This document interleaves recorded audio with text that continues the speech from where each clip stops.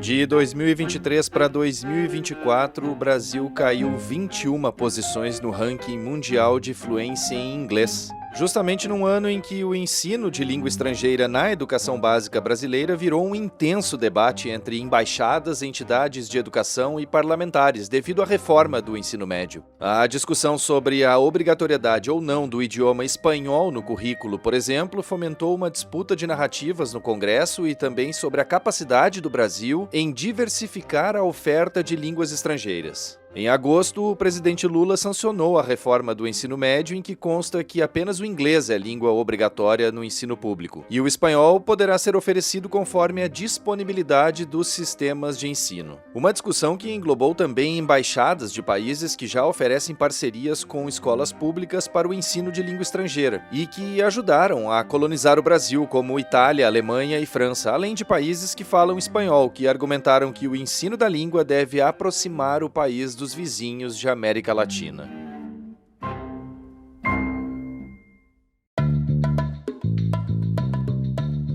E está no ar o DW Revista, o podcast semanal produzido pela redação brasileira da DW. Eu sou o Guilherme Becker e falo diretamente de Bonn, na Alemanha. Nesta edição, vamos abordar os desafios e dificuldades que o Brasil enfrenta no ensino de língua estrangeira em suas escolas públicas. Afinal, por que o Brasil não consegue emplacar o ensino de idiomas estrangeiros na população em geral? O que tem sido feito e o que ainda precisa ser feito para que essa realidade mude? Quem vai esmiuçar esse tema comigo é a minha colega de DW, a repórter Alice de Souza, que conversou com especialistas e escreveu uma reportagem a respeito disso. Pensar o ensino de idiomas no Brasil é pensar num novo projeto de país. Isso porque, tradicionalmente, o Brasil não é um país que incentiva o ensino de línguas estrangeiras nos seus currículos, na educação pública, mas também na educação privada, né, nas escolas privadas.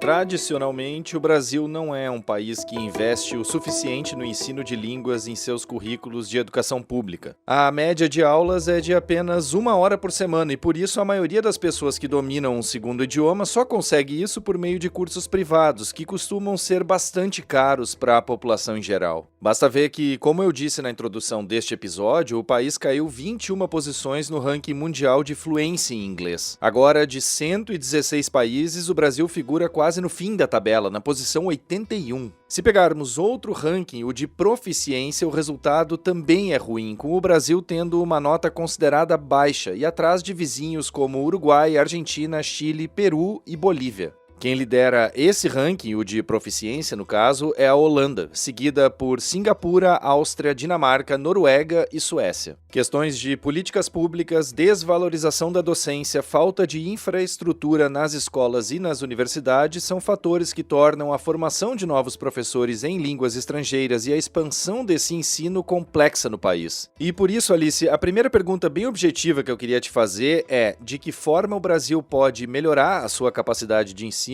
e, consequentemente, fazer com que mais estudantes se tornem adultos capazes de dominar um segundo idioma? Guilherme, eu te diria que a resposta para essa pergunta vale mais ou menos R$1 milhão.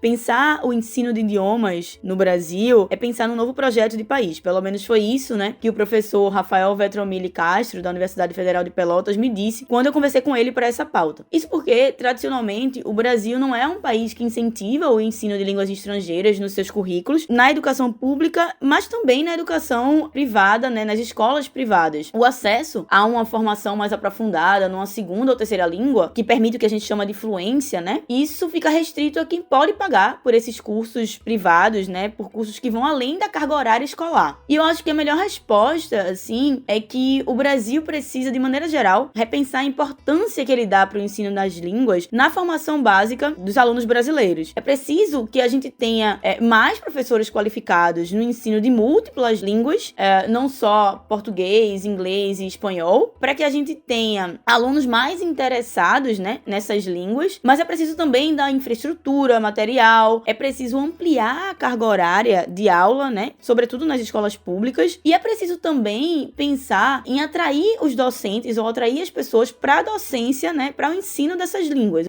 Ouçam só o que diz o professor do Programa de Pós-Graduação em Letras da Universidade Federal de Pelotas, Rafael Vetromilli Castro, sobre o ensino de idiomas estrangeiros no país. Tem pelo menos dois aspectos basilares, né? O primeiro, que embora seja menos palpável a curto e médio prazo, e que para mim é até o mais importante, é a questão da formação cultural. É sabido hoje, quando se aprende uma língua estrangeira, a gente, por mais que as pessoas possam imaginar isso, que está se aprendendo apenas um instrumento para fazer coisas em outro idioma, quando a gente tem contato com línguas estrangeiras, a gente tem contato com outras culturas, com outras formas de entender o mundo, outras formas de resolver problemas, outras formas de encarar desafios. Então, essa formação cultural que a aprendizagem de uma outra língua traz, ela traz uma visão para o indivíduo que, quando colocado em sociedade, bota essa sociedade num outro patamar de interação, em vários aspectos, até mesmo no aspecto econômico. E o segundo ponto de base é justamente esse, né?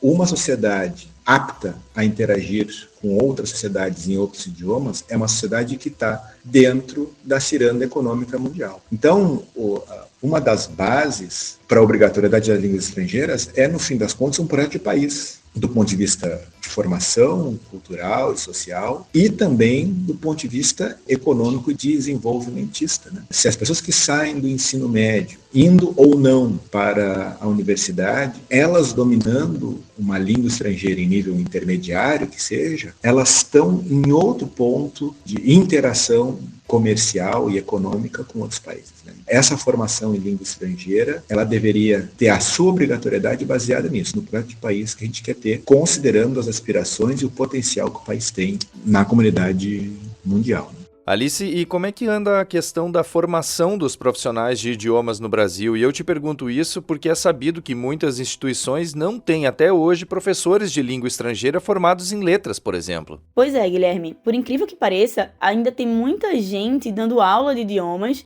sem ter formação para isso no Brasil. De acordo com o Censo Escolar de 2023, 13,4% dos professores que ensinam língua estrangeira nos anos iniciais da educação básica no Brasil, eles não têm formação superior, enquanto 47,6% deles têm uma licenciatura, mas numa área diferente da que eles atuam. Essa realidade, ela vem mudando, mas há alguns problemas que atrapalham esse processo. Um deles é a própria capacidade de formação. A gente fez um levantamento junto aos dados do MEC e viu que no país a gente tem mais ou menos 2.200 cursos superiores em letras, mas que apenas 126 deles são ofertados por instituições públicas. A maioria das pessoas que querem entrar nessa carreira precisa pagar, e a maioria desses cursos que são ofertados pelas instituições públicas, eles ainda são dedicados ao português, inglês e espanhol. Então, se a gente quiser ter mais professores habilitados a ensinar idiomas como alemão, italiano, francês, a gente também precisa ampliar a oferta de vagas para que essas pessoas possam ingressar no curso superior e fazer essa formação. Um outro problema que a gente tem no Brasil é tornar essa carreira uma carreira atrativa, né? A gente não tem falta de professores, pelo menos para espanhol e inglês, por exemplo, mas que os egressos desses cursos, eles acabam indo trabalhar nas escolas de idioma, nos cursos livres de idioma, porque eles vão receber mais dentro desses cursos do que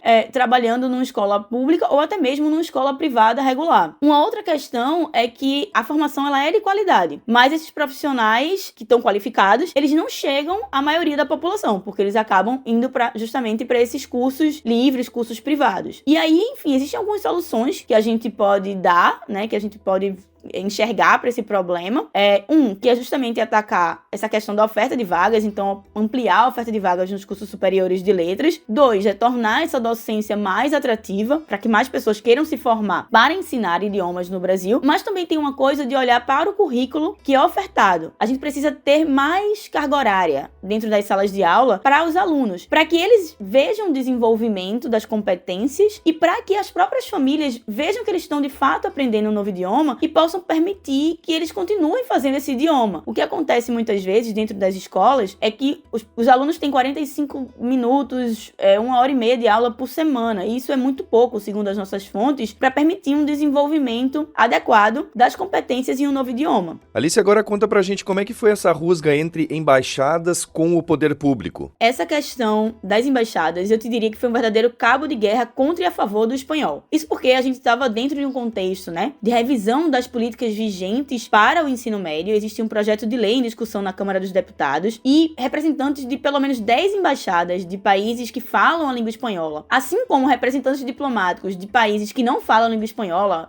França, Alemanha, Itália, entraram em contato com os deputados e com o Ministério da Educação, tentando fazer uma pressão ali, fazer um lobby para defender a obrigatoriedade ou não do espanhol. A Embaixada da França, especialmente, liderou um processo, né, contra a obrigatoriedade do espanhol, junto com representações da Itália e da Alemanha, mas representantes da Espanha, Peru, Paraguai, México, Chile e Argentina também entraram em contato fazendo esse movimento oposto, né, tentando defender a manutenção do espanhol como língua obrigatória. Os principais argumentos a favor da manutenção do espanhol, eles diziam que o Brasil, enfim, é o único país da América Latina que fala, né, português, então para o Brasil e para os brasileiros, do ponto de vista de integração regional, seria importante saber o espanhol. O Ministério da Educação e os deputados deveriam levar em consideração os acordos internacionais que o Brasil tem com outros países latino-americanos, né? Basta dizer que o país faz parte do Mercosul, bem como as fronteiras brasileiras na América do Sul, né? Eles também defendem que o espanhol é a língua mais escolhida pela maioria dos estudantes que fazem Enem e também que o Brasil já realizou um investimento muito grande desde 2005, quando o Brasil incorporou o espanhol como língua obrigatória, né? O Brasil já teria investido demais em formação de professores, abertura de novas graduações, compra de material didático e que não faria sentido descartar tudo isso. Já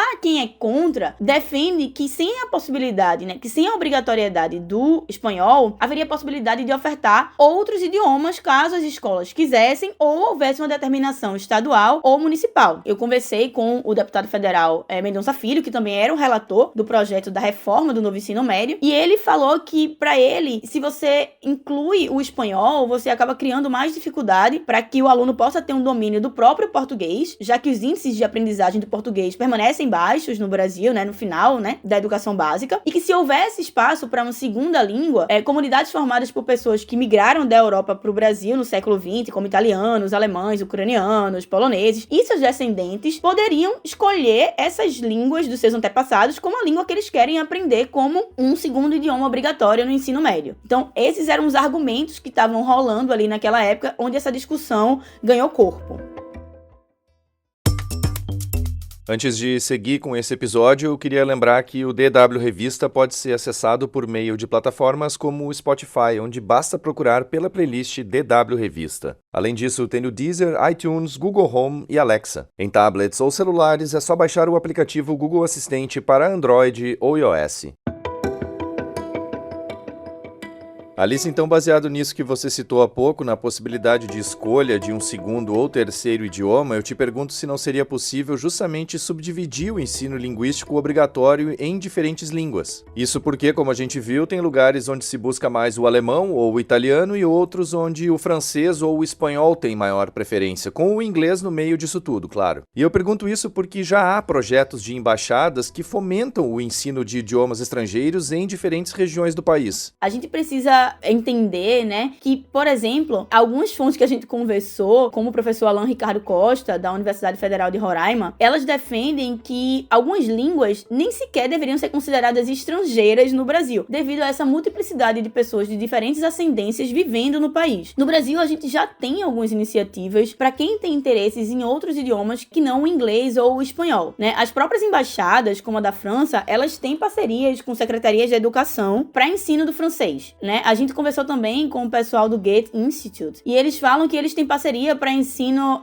do alemão no Rio de Janeiro, em São Paulo, em alguns locais da região sul do país, né, onde a gente tem, por exemplo, pessoas de ascendência alemã, como, por exemplo, a gente tem em Roraima, que faz fronteira com a Venezuela, um acordo de cooperação da Embaixada da Espanha para fomento da língua espanhola e formação de professores na língua espanhola. Então, alguns alunos do ensino público de Roraima, eles têm aula de espanhol por causa dessa proximidade com a fronteira, né? O mesmo acontece, como eu já falei aqui, no sul do país. A gente tem escolas públicas no sul do país onde as pessoas aprendem alemão como uma segunda língua, ou espanhol também, por causa da proximidade com a fronteira. Mas, para essas iniciativas serem ampliadas, é preciso considerar algumas questões. As fontes que a gente entrevistou, elas dizem que a gente ainda tem um déficit de profissionais habilitados para ensinar determinadas línguas, né? A maioria dos cursos, eles ainda se concentram, por exemplo, de letras na região sudeste, dos cursos que oferecem uma maior variedade, né, linguística, digamos digamos assim, a gente também tem que pensar na quantidade de alunos que vão ter interesse nesse idioma. Então, por exemplo, o pessoal do Goethe falou pra gente que mesmo que eles quisessem ofertar, sei lá, eles são procurados por alguns municípios menores no Brasil para ofertar o curso de alemão, mas eles não têm profissionais nesses locais que saibam alemão e que possam ser treinados por eles para poder dar essas aulas. Então, não faz sentido também levar o idioma para alguns lugares onde não tem uma demanda e onde não tem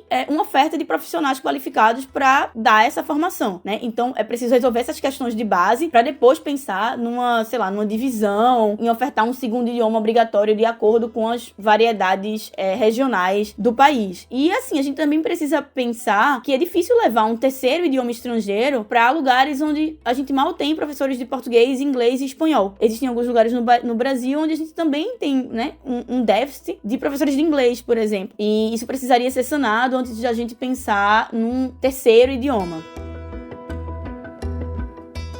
Bom, fica aqui meu muito obrigado à Alice por todas essas informações compartilhadas nessa edição do DW Revista.